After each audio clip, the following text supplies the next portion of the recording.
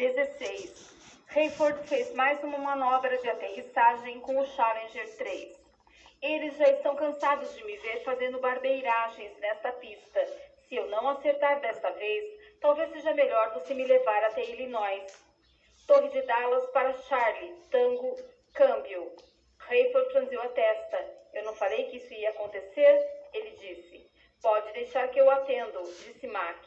Aqui é Charlie, Tango, câmbio. Mensagem recebida via rádio para o capitão do Condor 216, câmbio. Prossiga, torre, câmbio. Mensagem diz para ele ligar para o Supremo Comandante no seguinte número. Mac anotou o número. E agora? Hayford disse para si mesmo em voz alta, fazendo uma manobra de pouso a mais suave daquela manhã. Não há necessidade de pousar, disse Mac. Deixe que eu tomo conta do Challenger enquanto você liga para o Capitão Canguru. Diga Supremo Comandante Canguru, companheiro, corrigiu Hayford. Ele arremeteu o Challenger à velocidade de 480 km por hora. Assim que Hayford nivelou o avião no ar, Mac assumiu os controles. Hayford ligou para Fortunato, que estava na residência do embaixador. Eu esperava que você me ligasse imediatamente, disse Leon. Estou no meio de um treinamento. Tenho um serviço para você. Planejei algumas coisas para hoje, senhor. Tem alguma opção? A instrução partiu de cima. Minha pergunta permanece no ar. Não, você não tem opção. Sua Excelência quer que você voe até Denver hoje. Se isso retardar nossa volta, informaremos os respectivos embaixadores. Denver?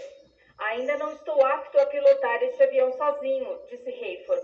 Meu copiloto não poderia encarregar-se disso? O serviço secreto localizou a pessoa com que você deveria entrar em contato. Entendeu? Entendi.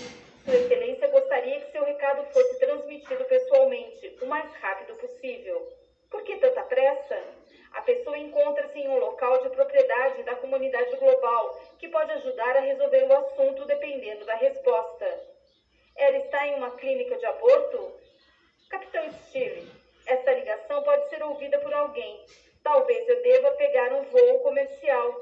Você precisa chegar lá ainda hoje. Os homens da CG estão vigiando a pessoa. Antes de você partir, Cameron, disse Tizion, devemos render graças ao Senhor por nosso novo irmão. Buck, Chloe, Tizion e Ken abraçaram-se em círculo na cozinha. Tizion colocou a mão nas costas de Ken e olhou para cima. Senhor Deus Todo-Poderoso, a tua palavra nos diz que os anjos estão rejubilando conosco pela conversão de Ken Hitz. Acreditamos na profecia de uma grande colheita de almas e te agradecemos porque Ken passou a ser mais um dentre os muitos milhões que habitarão em teu reino daqui a poucos anos. Sabemos que muitas pessoas vão sofrer e morrer nas mãos do Anticristo, mas o destino delas já está selado na eternidade. Oramos especialmente para que nosso novo irmão passe a sentir sede de tua palavra e que possua a intrepidez de Cristo diante das perseguições e que ele seja usado para trazer outros para a família. Que o Deus de paz nos santifique completamente e que nosso espírito, alma e corpo permaneçam irrepreensíveis até a vinda de nosso Senhor Jesus Cristo. Cremos que aquele que nos chamou é fiel e cumprirá a sua palavra. Oramos no nome incomparável de Jesus, o Messias e nosso Redentor. Ken enxugou as lágrimas do rosto, colocou o chapéu e abaixou-o até os olhos. Caramba, isso é que eu chamo de oração. Tizion subiu rapidamente a escada e voltou trazendo um livro de bolso, cujas folhas estavam marcadas com dobras, chamado Como Iniciar a Vida Cristã. Ele o entregou a Ken, que parecia emocionado. O senhor poderia autografá-lo para mim? Oh, não, disse Tizion. Eu não sou o autor do livro. Peguei-o da biblioteca do pastor Bruce Barnes. Sei que ele gostaria que o livro fosse entregue a você. Devo esclarecer que a Bíblia não se refere a nós, que nos convertemos após o arrebatamento, como cristãos. Somos chamados de santos da tribulação, mas as verdades contidas neste livro ainda prevalecem. Ken segurou o livro com as duas mãos como se fosse um tesouro. Tizion, que era quase 30 centímetros mais baixo que Ken, passou o braço ao redor da cintura dele. Como novo mentor deste pequeno grupo, permita-me dar-lhe as boas-vindas ao comando tripulação. Agora somos 6, cuja composta de pilotos. Hitz caminhou na direção de seu carro para dar a partida. Tizion desejou boa viagem a Buck e que Deus o acompanhasse e subiu a escada novamente. Buck puxou Chloe para perto de si e abraçou-a como se ela fosse uma frágil boneca de porcelana. Você conseguiu falar com Hattie? Você sabe por qual nome ela é conhecida na clínica?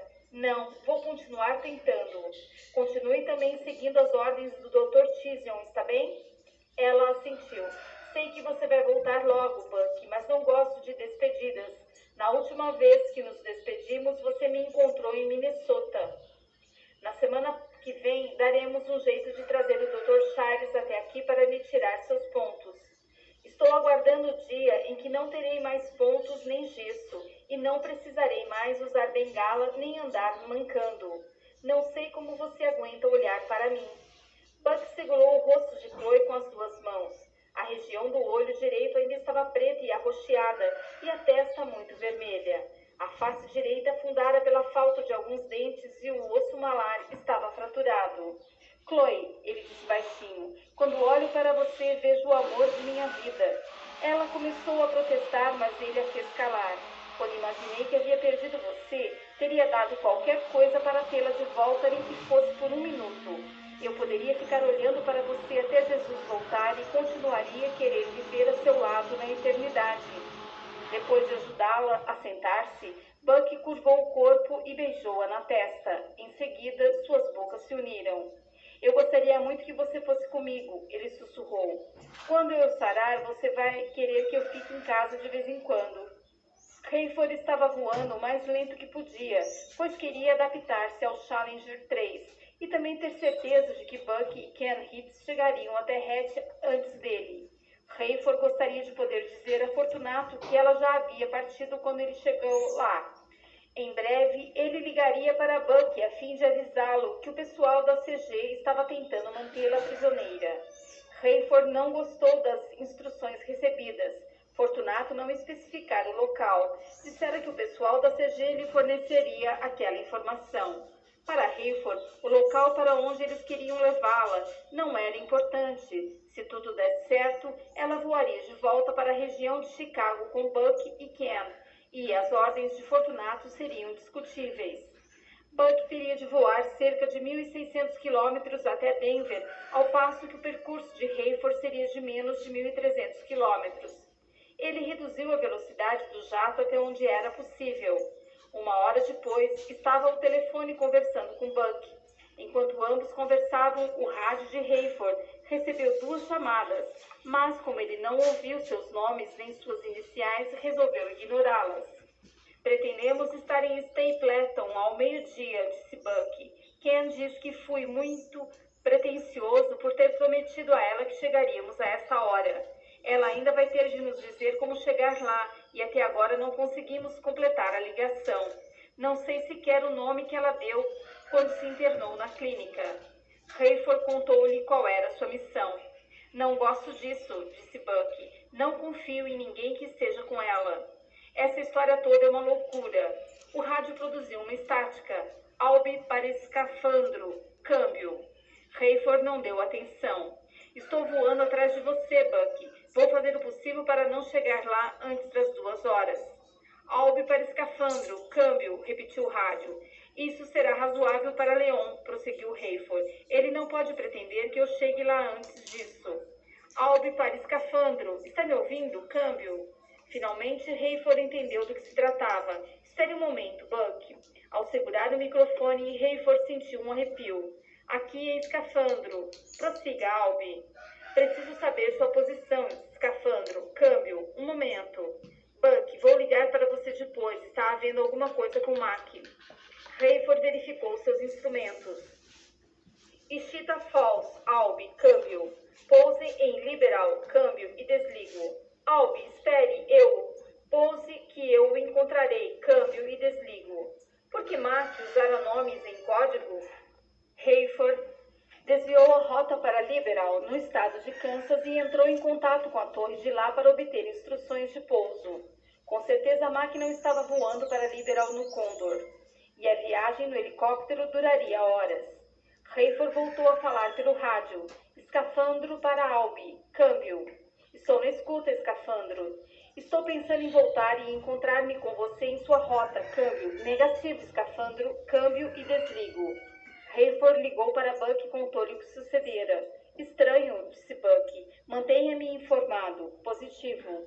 Você quer ouvir uma boa notícia? Claro que sim. Ken Reeds é o membro mais novo do Comando Tribulação. Pouco antes do meio-dia, horário MST, terceiro fuso horário dos Estados Unidos, que inclui o estado de Colorado, Reeds pousou o Learjet no aeroporto Stapleton, em Denver. Buck ainda não tinha recebido notícias de Chloe. Ligou para ela. Nada, Buck, sinto muito, continuarei tentando. Liguei para várias clínicas de lá, mas todas me informaram que as pacientes não ficam internadas. Perguntei se faziam partos, disseram que não. Não sei mais o que fazer, Buck. Nós dois não sabemos. Continue tentando. Rayford completou o tanque de combustível para não levantar suspeitas dos funcionários da torre do pequenino aeroporto de Liberal. Eles se surpreenderam com a pequena quantidade que precisou ser adicionada ao tanque. Parado na pista de macadame, Rayford ajeitou seu laptop perto da janela da cabine de comando e conectou à internet. Localizou a central de boletins de Tizion, que se tornara o assunto do momento no mundo inteiro. Centenas de milhares de respostas acumulavam-se dia a dia. Tizion continuava a concentrar a atenção de seu crescente rebanho em Deus. Incluía em suas mensagens pessoais diárias um estudo bíblico dirigido às 144 mil testemunhas. Rayford animava-se ao ler essas mensagens e impressionava-se com o fato de um homem erudito ser tão sensível a seu público. Além das testemunhas, seus leitores compunham-se de pessoas interessadas, assustadas, cheias de dúvidas e recém-convertidas. Tizion tinha uma palavra para cada uma delas, porém o mais impressionante de tudo era sua habilidade de colocar os biscoitos na prateleira mais baixa, conforme Bruce Barnes costumava dizer. A mensagem de Tizion tinha o mesmo efeito das que Rayford ouvia pessoalmente quando o Comando Tribulação se reunia com Tizion para discutir o que ele chamava de as insondáveis riquezas de Jesus Cristo. Rayford sabia que a habilidade de Tizion com a Bíblia ia muito além de sua facilidade de lidar com idiomas e textos. Ele era ungido por Deus com o dom de ensinar e evangelizar. Naquela manhã, ele enviara a seguinte chamada às armas pela internet. Bom dia para todos vocês, meus queridos irmãos e irmãs no Senhor. Dirijo-me a vocês com o coração pesaroso, mas também repleto de alegria. Choro a perda de minha querida esposa e de meus filhos adolescentes. Choro por muitas pessoas que morreram depois que Cristo veio para arrebatar sua igreja. Choro pelas mães do mundo inteiro que perderam seus filhos. Choro pelo mundo que perdeu uma geração inteira. É muito triste não ver os rostos sorridentes nem ouvir as gargalhadas de crianças. Por mais que tivéssemos desfrutado da companhia delas, não soubemos avaliar o quanto elas nos ensinaram e o quanto foram úteis à nossa vida até o momento em que partiram. Também estou triste esta manhã por causa das consequências da ira do Cordeiro. Deve ter ficado claro a qualquer pessoa que saiba raciocinar, até mesmo os idólatras, que a profecia foi cumprida. O grande terremoto parece ter extinguido 25% da população restante. Durante muitas gerações, o povo tem se referido às catástrofes da natureza como atos de Deus. Essa é uma designação incorreta. Séculos e séculos atrás, Deus, o Pai, concedeu o controle dos fenômenos atmosféricos ao próprio Satanás. Deus permitiu destruição e morte por meio de fenômenos naturais, sim, por causa do pecado do homem. E, sem dúvida, de vez em quando Deus interveio contra essas ações do demônio por causa das orações fervorosas de seu povo. No entanto, esse terremoto recente foi com certeza um ato de Deus, infelizmente necessário. Escolhi o dia de hoje para abordar um assunto específico em razão de um fato que ocorreu no lugar onde vivo exilado. Trata-se do mais bizarro e mais impressionante acontecimento, que pode ser creditado à incrível capacidade de organização, motivação e empreendimento da comunidade global.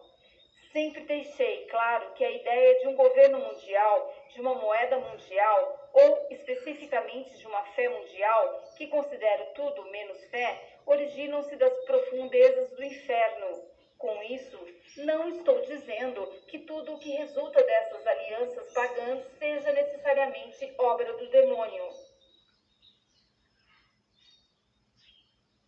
Hoje, no local secreto em que vivo, fiquei sabendo por meio do rádio que a incrível rede celular solar já possibilitou que a televisão fosse restabelecida em determinadas regiões. Um amigo e eu, curiosos, ligamos o aparelho de TV. Ficamos estarrecidos. Esperávamos ver um canal de notícias ou talvez uma emissora de emergência desta localidade. Mas tenho certeza de que todos vocês já sabem que nos locais onde a TV foi restabelecida, ela voltou com força total. Nosso aparelho de TV tem acesso a centenas de canais do mundo inteiro que chegam até aqui por meio de satélite. As imagens de todos os canais representadas por emissoras e redes disponíveis são recebidas em nossa casa de forma tão nítida e clara que temos a impressão de poder entrar na tela e tocá-las. Mais uma das maravilhas da tecnologia. Isso, porém, não me emociona nem um pouco. Admito que nunca fui um telespectador tão assíduo como agora. Antigamente, eu aborrecia as outras pessoas com minha insistência para que elas assistissem apenas os noticiários e programas educativos. E, mesmo assim, eu criticava o que a TV exibia na tela. De tempos em tempos, eu manifestava minha insatisfação pela queda gradativa na programação da TV.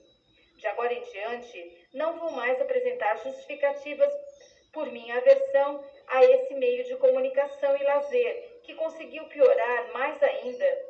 Hoje, enquanto meu amigo e eu percorríamos as centenas de canais, não fui capaz nem sequer de fazer uma pausa para ver a maioria das cenas que estavam diante de meus olhos. Tal era a permissividade apresentada na tela. Mesmo que eu tivesse visto as cenas só para poder criticá-las, depois estaria sujeitando minha mente ao veneno da perversidade. Apenas 5% da programação exibiam cenas inofensivas referentes a noticiários. Evidentemente, até mesmo os canais que transmitem notícias são de propriedade da comunidade global e controlados por ela e apresentam seus pontos de vista. Mas, pelo menos, eu não fiquei exposto à linguagem obscena ou imagens lascivas. No entanto, em todos os outros canais que vi, naquela fração de segundo enquanto eu percorria todas as emissoras, constatei que a sociedade chegou ao fundo do poço. Não sou ingênuo nem puritano, mas hoje vi coisas que nunca pensei que veria. Todas as restrições, todas as regras, todos os limites foram erradicados. Isso foi apenas um dos motivos ínfimos para que a ira do Cordeiro se manifestasse. A sexualidade, a sensualidade e a nudez têm estado presentes há muitos anos em numerosos ramos de atividade. Porém, mesmo aqueles que costumavam justificar essa prática como liberdade de expressão ou que se posicionavam contra a censura, pelo menos tomavam o cuidado de fazer essas imagens chegarem apenas a quem optava por vê-las. Talvez a perda de nossos filhos tenha nos forçado a nos lembrar de Deus, porém da pior maneira possível, porque lhe demos as costas, protestamos contra ele e cuspimos em seu rosto. A simples visão dessa perversão simulada, um retrato vivo de todos os pecados mencionados na Bíblia, nos fez sentir impuros. Meu amigo e eu saímos da sala. Eu chorei. Não me causa surpresa saber que muitas pessoas se voltaram contra Deus. Mas ver o povo exposto às terríveis consequências por ter abandonado o Criador é uma coisa muito triste e deprimente para mim. Cenas de violência, torturas e assassinatos são arrogantemente anunciadas em alguns canais que exibem tais programações 24 horas por dia. Feitiçaria, magia negra, clarividência, adivinhação, bruxaria, necromancia e encantamento são apresentados como fatos normais e até mesmo positivos. Existe algum equilíbrio nisto?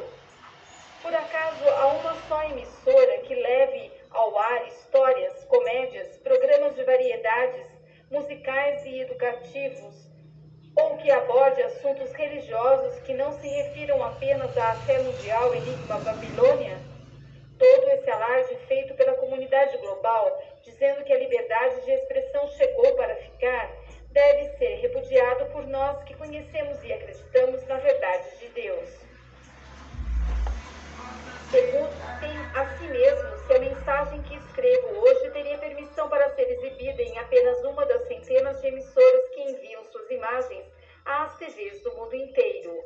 Claro que não. Receio que a tecnologia fará com que a comunidade global silencie até mesmo esta forma de expressão, que, sem dúvida, em breve será considerada crime contra o Estado. Nossa mensagem bate de frente com a fé mundial que nega a crença no único e verdadeiro Deus, um Deus de justiça e de discernimento. Sou considerado um dissidente da mesma forma que vocês, que fazem parte da família de Deus. Acreditar em Jesus Cristo como o unigênito Filho de Deus, Pai, Criador do céu e da terra, e confiar naquele que ofereceu sua vida como sacrifício pelo pecado do mundo, passou a ser antiético a tudo o que vem sendo ensinado pelo Enigma Babilônia.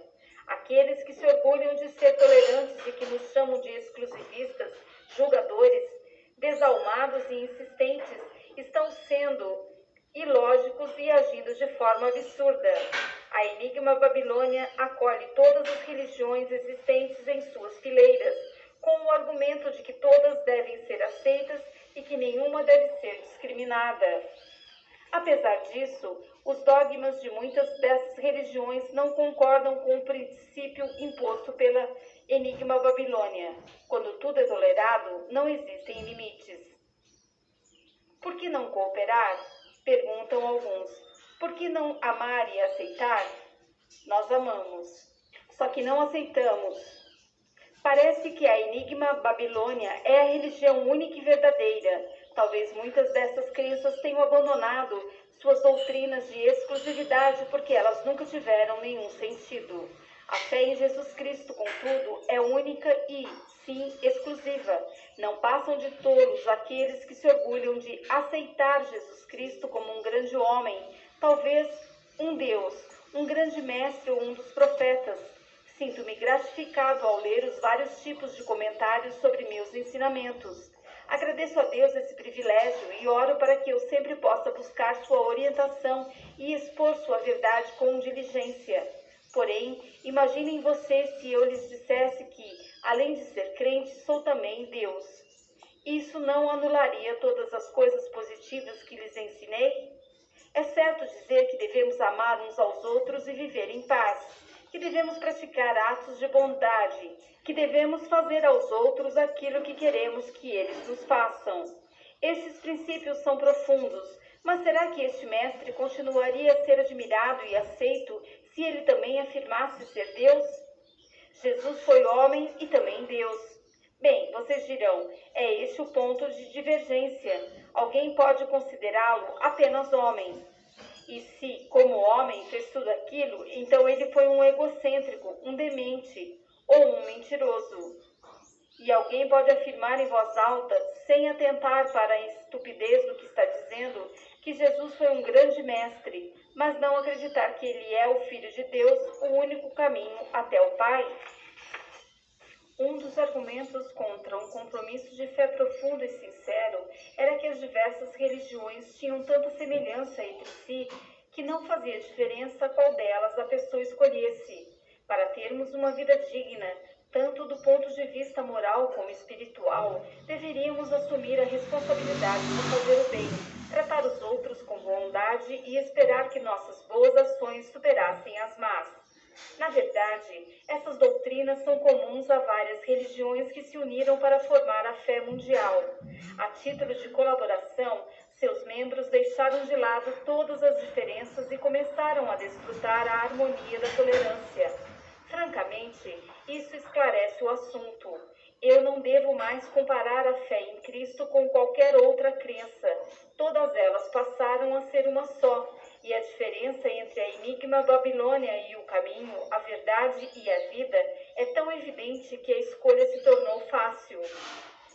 A Enigma Babilônia, sancionada pela comunidade global, não acredita em um único Deus verdadeiro. Acredita em qualquer Deus, em nenhum Deus ou em um conceito de Deus. Não existe nenhum certo nem o errado, existe apenas o relativismo. O eu é o centro dessa religião feita por homens, e o ato de dedicar a vida para a glória de Deus fica em segundo plano. Meu desafio de hoje é que cada um de vocês tome uma posição, junte-se a um grupo.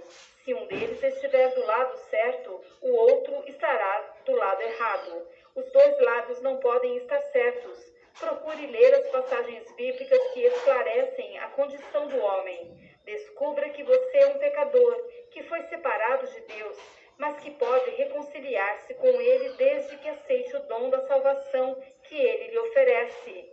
Conforme já mencionei antes, a Bíblia prediz que haverá um exército de 200 milhões de cavaleiros, mas que haverá também uma multidão de santos da tribulação, aqueles que se tornaram crentes durante este período, cujo número é impossível de ser contado.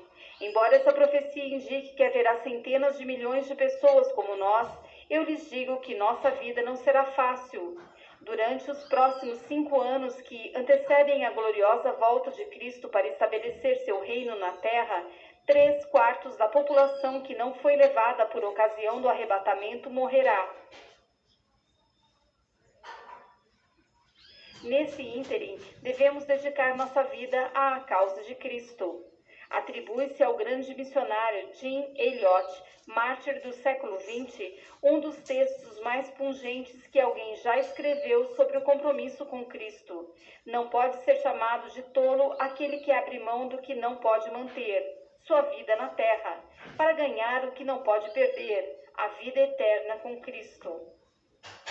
Dirijo agora uma palavra a meus companheiros judeus convertidos que procedem de cada uma das 12 tribos. Planejem uma concentração em Jerusalém daqui a um mês, na qual haverá confraternização, ensinamentos e unção para que vocês possam evangelizar com a veemência do apóstolo Paulo e realizar a grande colheita de almas, obra esta que nos foi destinada. E a Ele, que é capaz de impedir que vocês tropecem e caiam, a Cristo, o grande pastor das ovelhas, seja dado o poder, o domínio e a glória hoje e para sempre, até o final dos séculos. Amém. Seu servo, Tizion Ben Judá. Hayford sempre gostou muito de ler, na companhia de Amanda, essas cartas de Bruce Barnes e depois de Tizion. Se ela estivesse escondida em algum lugar, teria condições de ler esta mensagem? Será que eles estariam lendo ao mesmo tempo? Será que algum dia ele receberia uma mensagem de Amanda na tela de seu computador? A cada dia, sem notícias, as dúvidas de Hayford aumentavam, e mesmo assim, ele não conseguia aceitar que ela estava morta. Continuaria a procurá-la. Ele não via a hora de receber o equipamento.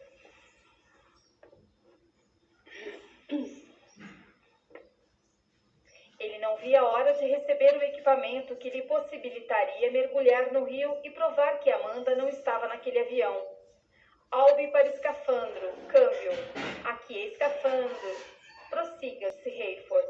Devo pousar em 3 minutos. Esteja alerta. Câmbio e desligo. Buck e Chloe concordaram que ele continuaria discando para o número de hatch enquanto ela cuidaria de ligar para os hospitais e clínicas de Denver. Buck sentiu na pele a mesma frustração de Chloe quando começou a apertar seguidamente o botão de rediscagem do número de hatch. Até mesmo um sinal de ocupado seria mais animador. Não posso aguardar sentado aqui, disse Buck. Sinto vontade de sair a pé para procurá-la. Você trouxe seu laptop? Perguntou Hitz. Estou sempre com ele, respondeu Buck. Já fazia algum tempo que Ken estava com os olhos cravados no seu. Tizion está na internet, convocando as tropas. Ele deve estar irritando Carpátia. Sei que há muito mais gente que ainda ama Carpátia do que pessoas como nós que conseguiram enxergar a luz. Mas veja isto aqui. Hitz virou seu computador de modo que Buck pudesse ver os números mostrados na tela, indicando quantas respostas chegavam à central de boletins a cada minuto. Depois da última mensagem de Tizion, o total começou a multiplicar-se novamente. Hitz está certo, pensou Buck. Carpácio devia estar furioso diante das respostas às mensagens de Tizion. Não era de admirar que ele queria receber o mérito por ter ajudado o rabino a fugir e posteriormente apresentá-lo ao público. Mas por quanto tempo isso deixaria Carpaccio satisfeito? Quanto tempo ainda demoraria para ele começar a invejar Tzion? Se for verdade, Buck, que a comunidade global quer apoiar o retorno de Tzion a Israel, essa gente devia ler o que ele está dizendo sobre a Enigma Babilônia. Carpaccio incumbiu Matthews de cuidar da Enigma Babilônia, disse Buck, e agora está arrependido. Matthews se considera maior e mais importante até mesmo que a CG. De acordo com Tzion, a Bíblia diz que Matthews não vai durar muito. O telefone tocou. Era Chloe. Buck, onde você está? Continua aqui na pista. Você e Ken precisam apressar-se para alugar o carro. Vou explicar tudo enquanto vocês tratam isso. O que houve? Perguntou Buck, descendo e fazendo um sinal para que Ken o acompanhasse. Consegui ligar para um pequeno hospital particular. Uma funcionária me disse que eles vão fechar as portas dentro de 3 semanas porque é melhor vendê-lo à comunidade global que pagar impostos altíssimos. Buck caminhava apressado em direção ao terminal, mas reduziu a velocidade ao perceber que Ken estava andando com dificuldade. É lá que Hattie se encontra? Ele perguntou a Chloe. Não, mas a funcionária me disse que existe um grande laboratório de testes da CG em Littleton. Ele funciona em uma igreja enorme que passou a ser de propriedade da Enigma Babilônia e depois vendida a Carpaccio quando a frequência diminuiu. Há uma clínica instalada em uma das antigas alas educacionais da igreja que cuida de pacientes grávidas prestes a dar à luz. A funcionária não estava gostando muito dessa história. A clínica e o laboratório trabalham em conjunto e aparentemente realizam clonagens e pesquisas de tecidos fetais. Hattie está lá? Acho que sim. Eu fiz uma descrição de Hattie e a recepcionista desconfiou quando eu disse que não sabia o nome que ela estava usando. A recepcionista me disse que se alguém estava usando nome falso, era porque não queria ser encontrada. Eu disse que o assunto era muito importante, mas ela não acreditou. Perguntei se ela poderia avisar cada paciente que havia um recado de CW, mas tenho certeza que ela não me deu ouvidos. Liguei um pouco mais tarde e disfarcei a voz. Disse que meu tio era zelador de lá e pedi que alguém o chamasse ao telefone. Quando ele entrou na linha, eu disse que tinha uma amiga internada que se esquecera de me fornecer seu pseudônimo. Contei que meu marido estava a caminho para levar um presente para essa minha amiga, mas ele precisava saber sob que nome ela havia sido internada. O zelador não demonstrou disposição em ajudar até eu dizer que meu marido lhe daria $100. Ele ficou tão entusiasmado que me disse seu nome e depois os nomes das 4 mulheres que estão internadas lá. Buck aproximou-se do balcão da locadora de carros e Ken, que já conhecia a artimanha, apresentou sua carta de motorista e o cartão de crédito à recepcionista. Você já está me devendo um monte de dinheiro, ele disse. Espero que eles tenham um carro de tamanho decente. Passe-me os nomes, meu bem, disse Buck a Chloe, pegando uma caneta. Vou lhe passar os 4, disse Chloe, mas você vai saber imediatamente qual é o dela. Não vai me dizer que ele escolheu um nome parecido com o fulana de tal. Nada tão criativo assim. Tivemos sorte porque cada nome tem ligação com a nacionalidade da mulher. Conchita Fernandes, Suzy NG, Mary Johnson e Lee Yamamoto. Passe-me o endereço e peça ao zelador que diga a Mary que estamos a caminho. Mac pousou o helicóptero perto do Challenger e subiu no avião para conversar com Hayford. Eu não sei o que está acontecendo, Ray, mas não retardaria seu voo tanto assim se não houvesse um motivo importante. Sinto calafrio só em pensar que poderíamos nos desencontrar, mas depois que você me deixou, taxiei o Condor até aquele hangar do lado sul, conforme você disse. Eu já estava saindo de lá e me dirigindo para a fila de táxi quando Fortunato me ligou da casa do embaixador.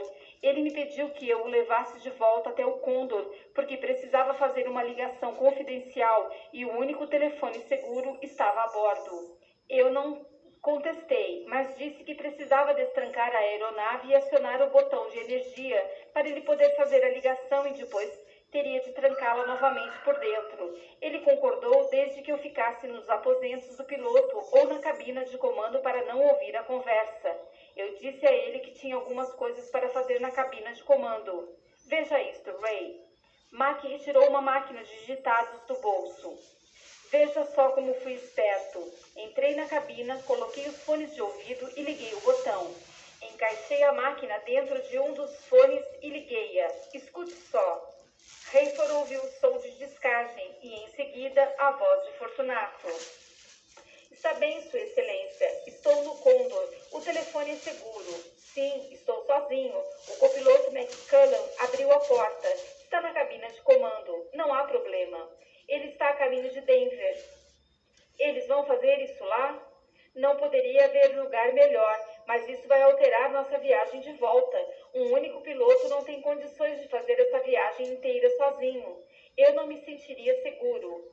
Sim, direi aos embaixadores que precisaremos de mais tempo para voar. O senhor quer que eu tente contratar um piloto daqui de Dallas? Entendo. Falarei com o senhor mais tarde. O que você está deduzindo disto, Mac? Está tudo muito claro, Ray. Eles querem pegar vocês dois de uma só vez. Fiquei impressionado quando ele caminhou apressado até a cabina e bateu rapidamente na porta. Ele parecia agitado e trêmulo. Pediu-me que o acompanhasse até o compartimento de passageiros e que me sentasse. Parecia nervoso. Passava a mão na boca e olhava para os lados, totalmente diferente de seu modo de ser, você sabe. Ele me disse: acabei de receber notícias do Capitão Steele e talvez ele se atrase um pouco. Eu gostaria que você fizesse o roteiro de nossa viagem de volta com algumas paradas para você descansar, caso seja necessário pilotar o percurso inteiro. Eu perguntei: o percurso inteiro? Todo o caminho de volta e todas as escalas programadas? Ele respondeu que eu devia fazer o roteiro da viagem de volta de modo que eu tivesse tempo de descansar, que eles tinham plena confiança em mim, e complementou: Sua Excelência lhe será muito grato. Rayford não gostou nada da história. Isso quer dizer que você passou a ser o novo capitão. Estou prestes a ser. E que eu vou me atrasar um pouco. Bem, não é uma maneira cortês de dizer que vou ser eliminado. Pasta 17.